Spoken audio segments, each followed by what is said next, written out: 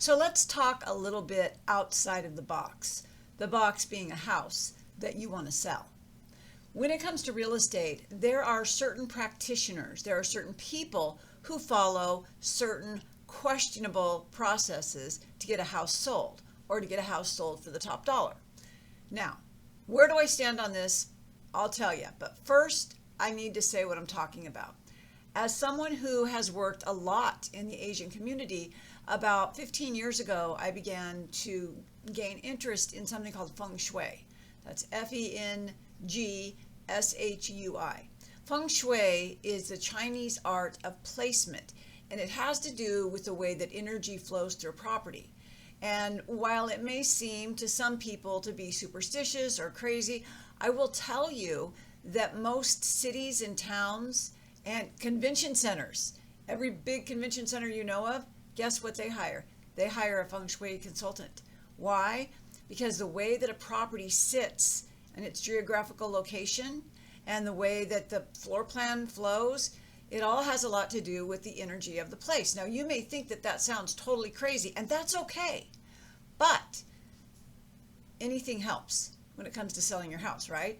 I had a listing one time that was set back, and for some reason it just wouldn't sell. This was years ago, and I had just begun to play and read about Feng Shui. I now have probably 30 Feng Shui books, and I've taken a class and I've gotten certified because I really think there's something to it. So with this particular property, which was located here in Carmichael, it was set back, and I couldn't figure out why it wasn't selling. It was a beautiful home. It was on a big piece of property with it had a whole orchard behind it of all sorts of fruit trees. It had large bedrooms. It had a swimming pool. It was just a beautiful home. And I couldn't understand, because even back then, I still had skills and knowledge and experience. And it seemed that I priced it right. It went with all the comps. It was a great house. Why wasn't it selling? So when I began to look at it from the eyes of a Feng Shui practitioner, I realized that in the money corner of the property was the bathroom. Not just the bathroom, but the toilet. Now, if you know anything about Feng Shui, you will understand that toilets are associated with money draining away. So to have in the money corner a toilet was not good Feng Shui. And so the great news about Feng Shui is because it's all energy, you can kind of break it up, and there are fixes. In Feng Shui, we call it fixes. For example, if a street ends, like it's one of those T streets where it ends and then there's the front door, so it's coming right at you. In Feng Shui, that is considered negative because the energy is just coming right at you. And so one of the cures or the fixes is just to hang a mirror above the door or across from the front door. And it's inconspicuous and it's not a big deal, but what it does, according to Feng Shui philosophy, is it redirects the energy. And hey, I don't know about you, but if something is going to help sell a house or help my buyers get a better house, I'm all for it. So back to the property in Carmichael. It wasn't selling. When I realized that the bathroom, especially the toilet, was located in the money corner, I knew I had to do some fixes. So the two fixes I used specifically was putting a little small dish of sea salt. I know it sounds crazy, but apparently it absorbs the negativity. So I put that behind the toilet. Now, no one was living in this property, by the way. And then I took a jade plant, which is just a plant that is associated with wealth in the Chinese culture. I'm sure you've seen them. They're succulents, and they're round succulent leaves, and people have them all over the place, like in their front yards and their backyards. So I put one of those in the corner. And I kid you not, after that house sitting on the market for 2 months, and this was a buyer's market, so it wasn't unusual to have a property sit for a month, but by the time it was month 2, and we didn't have Facebook ads, we didn't have that kind of opportunity. We didn't have all the exposure we have now, because it was like, 15 years ago.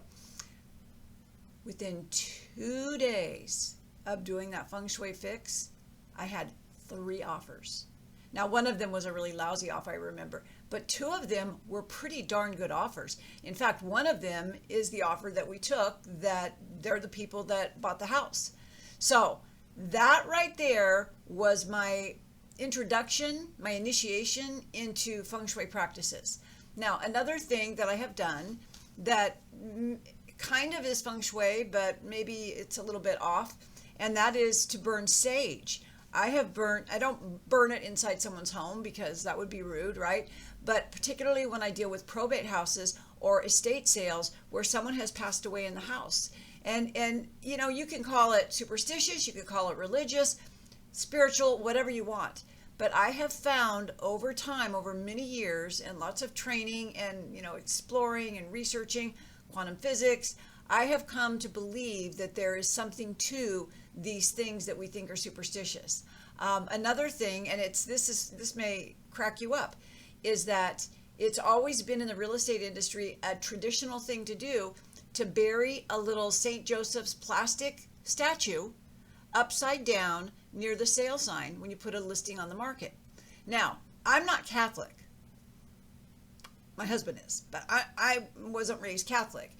But yet, if you go to your local Association of Realtors store, like where real estate agents buy open house signs and books and forms and all that stuff, they have a section of these St. Joseph statues. So something as non-traditional as burying a statue under a for sale sign is traditional and typical and accepted in the real estate industry. So is burning sage woo-woo? Is burying a statue woo-woo? Is putting salt near the front door, sprinkling it, is that woo-woo?